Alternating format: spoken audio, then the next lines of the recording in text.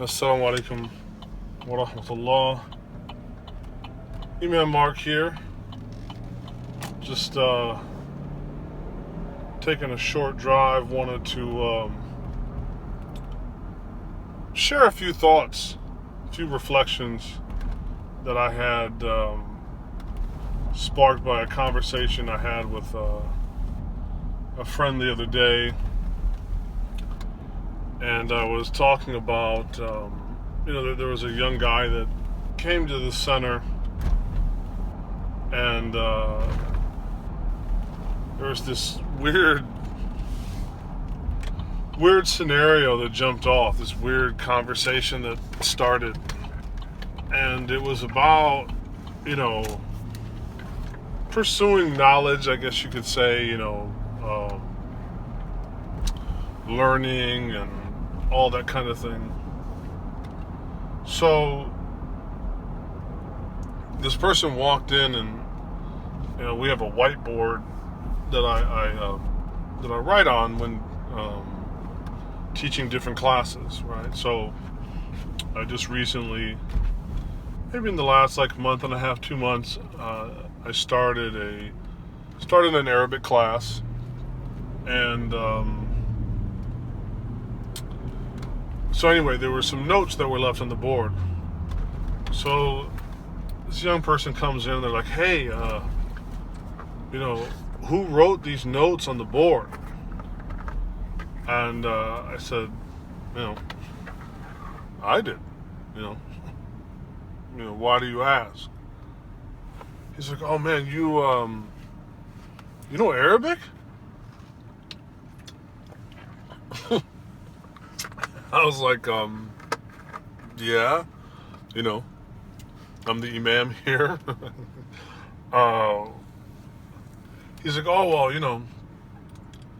I heard you recite Qur'an and everything, and it's nice, but I didn't know that I didn't know you spoke Arabic. I said,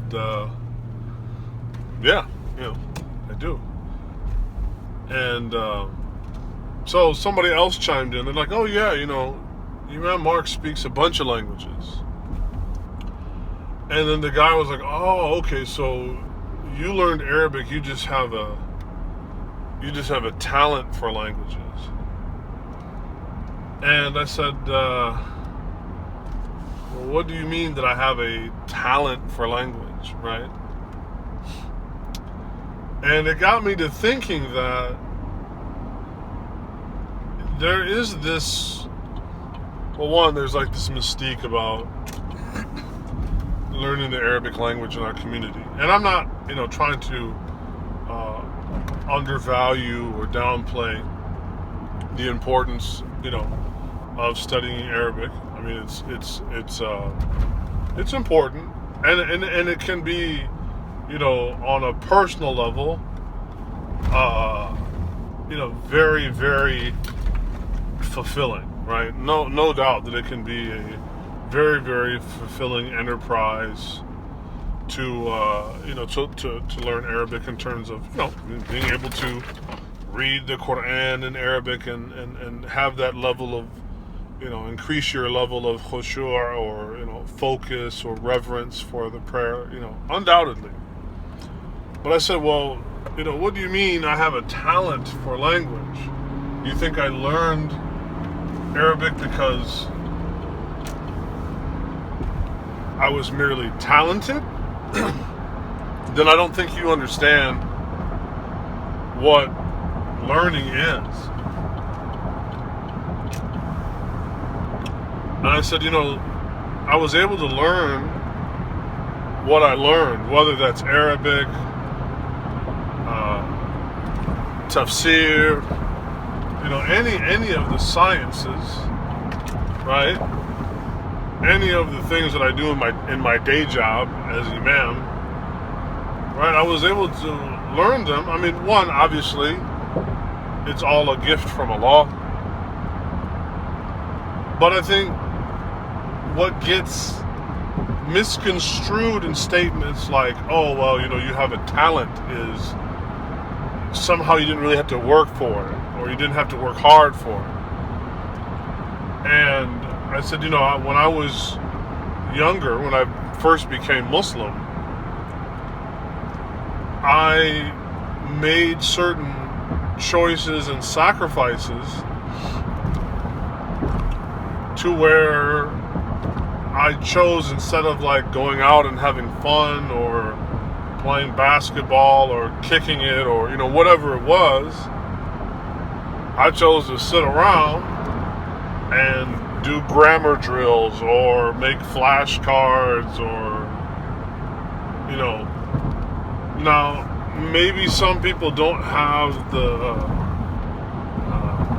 natural inclination towards that. I won't argue that, and I undoubtedly possess that because I did it.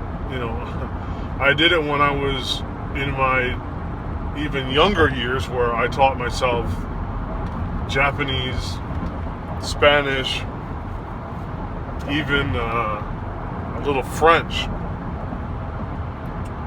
So yes, I might have had a talent, which means just okay. Maybe I had a head start, right? But it certainly didn't make it terribly much easier to,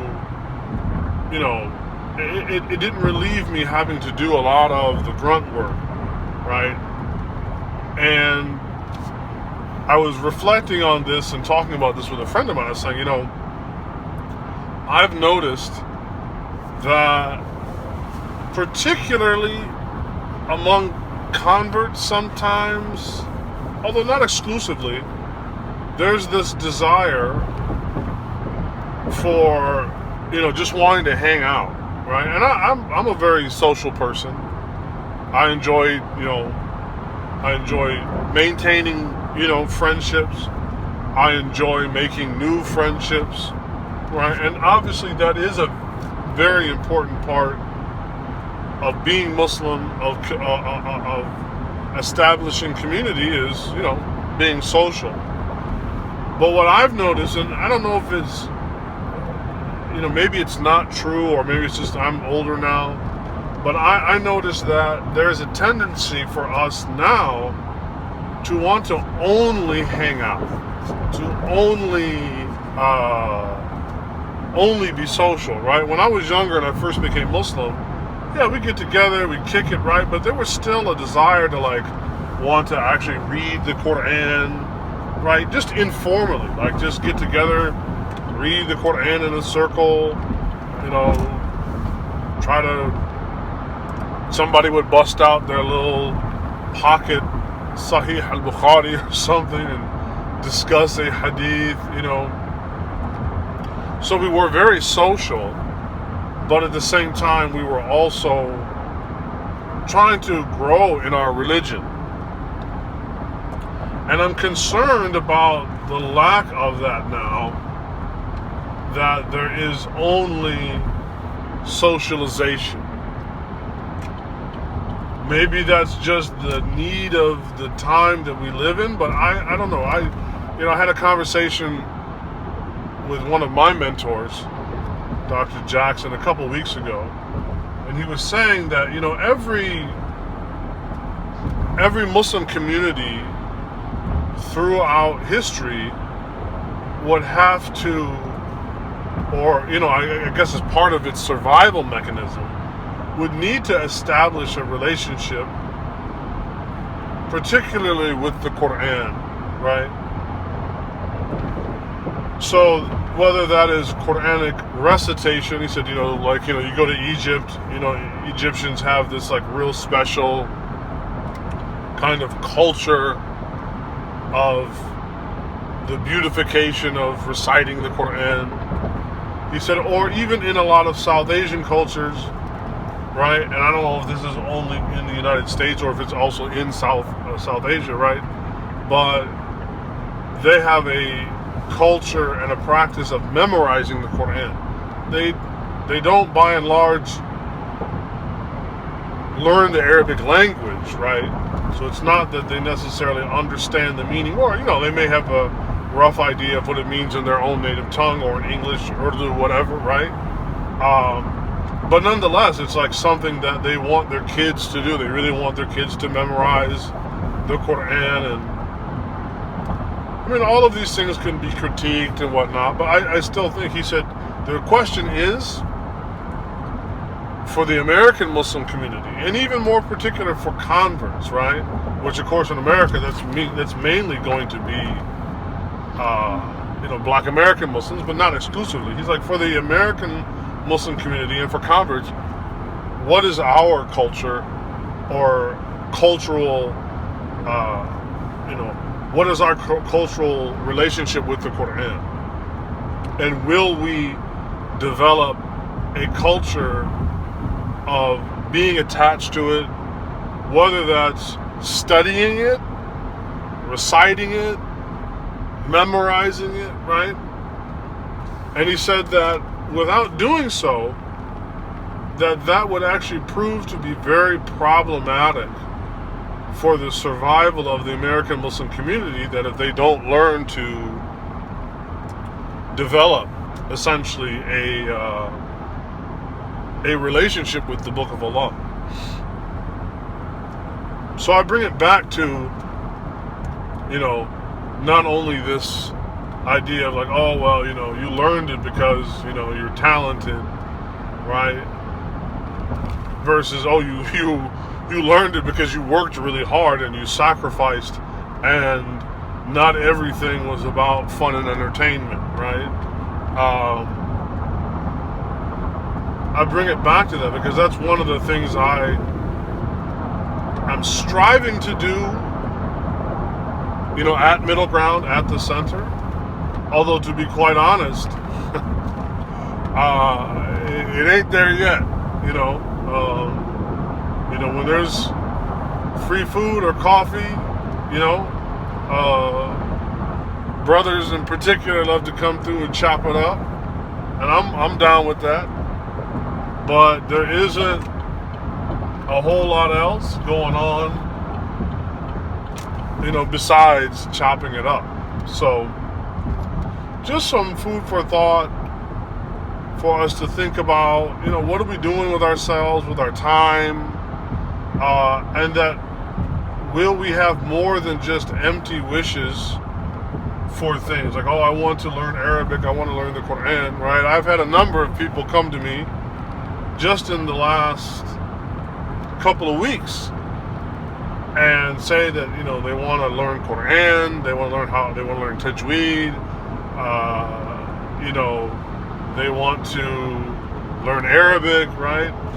And then when they find out that those services are available, but they happen to be available at times that are not always convenient, right? Like, say, after Fajr on Saturday or Sunday, then those same people that are asking for the services are like nowhere to be found. So, we have a lot of wishful thinking going on in our community, and I think we need to, be honest about that, address it, and try to move forward. This isn't about, shaming anybody, but I'm just, like I told the young guy, I said, hey, look, I'm here to tell you, learning any language, I don't care whether it's, German, French, Chinese, Arabic, whatever, you're going to have to give up something, and that something is time, right? So you're going to have to give up something, you're going to have to sacrifice for it, and it's going to be, the results of it will largely be based more on the consistency that you have with it than for any kind of, perceived talents, right? I don't deny that I might have a talent for language. I don't deny that. But even then, I think, for me, I see words like talent. We were talking in the class last night. I see that as more of a toolbox kind of word, meaning that you open it up and there's some other things inside of it, right? So, part of it is just my personality. I'm a bookworm. I enjoy, studying. Yeah, I'll probably have some autodidactic tendencies or skills, but I think hard work, diligence, will carry you a long way. Matter of fact, it might carry you farther even than a person that has talent, that if they only rest on the laurels of their talent and they don't actually cultivate it, then I think even, a person with lesser talents can surpass that kind of a person with diligence, right? And it's like the narration in which the Prophet ﷺ said, what? أحب الأعمال إلى الله تعالى, right? The most beloved deeds to Allah are those that are done, أدوامها وإن قل, right? They're done consistently, even if they're something small. So I think even from a prophetic point of view, we're being told that, there's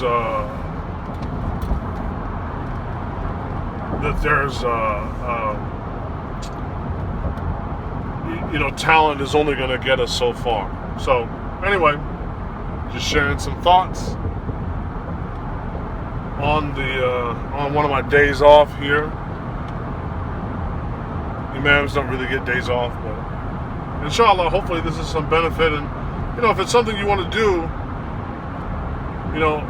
cultivate a hunger inside of you, cultivate curiosity inside of you, and don't be intimidated. Brother said, when we were talking about this, he said, he said it's like, the teacher will appear when the student is ready. And I said, well, I can't say if that's true or false. All I can say is I was ready when I was young and there was no teacher, and I had to become my teacher, and I was willing to settle for some forward progress, even if it meant that, yes, I wouldn't achieve mastery, but to me, achieving something was better than achieving nothing. And, over the long haul, alhamdulillah, it worked out. So don't be discouraged. Assalamu alaikum.